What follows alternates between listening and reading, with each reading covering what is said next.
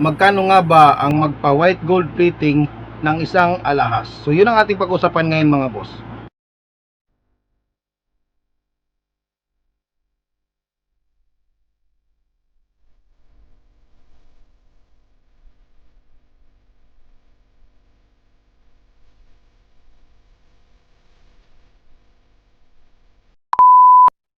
Mga boss, pag-usapan natin ngayon ang tanong ni Richard Tadlas.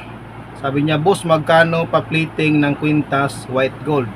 So yung ating sasagutin ngayon mga boss, sa pagtutubog kasi boss ng magpa white gold plating kayo, ang presyuhan dyan ay nagdidepende sa laki ng inyong alahas kapag yan po ay white gold.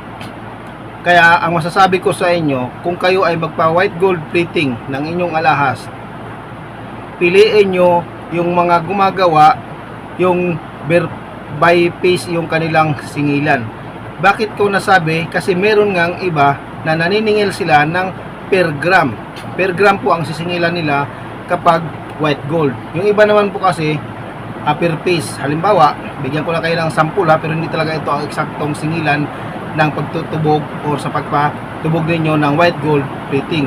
Kasi mga boss, nagdidepende ang presyuhan yan sa laki ng inyong alahas sa kapal. Nagdidepende yan mga boss kasi nagdidepende yan kung gaano karami sa estimated nila na magagamit na solusyon, kasi ang solusyon ng pantubog sa white gold ay mas mahal compare doon sa pangtubog ng yellow gold. Kaya ang masasabi ko sa inyo, mas mahal ang singilan ng pangtubog ng white gold. Bibigyan ko kayo ng sample para may idea lang kayo. Kung ang presyuhan yan mga boss sa yellow gold, kung sa tubog lang ng yellow gold mga boss, ay nasa times 3 ang mga presyuhan sa pagtutubog kapag sa white gold.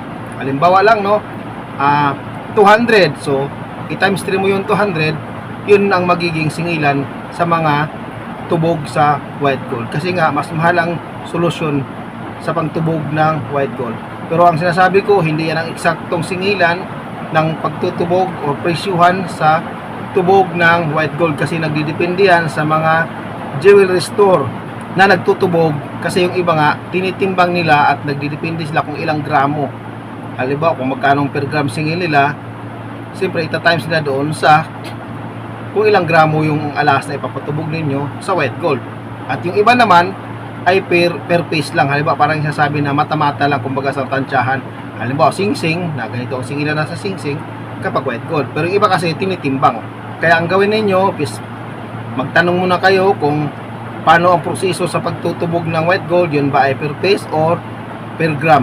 Kasi nga mas mahal kung mapupunta kayo sa per gram.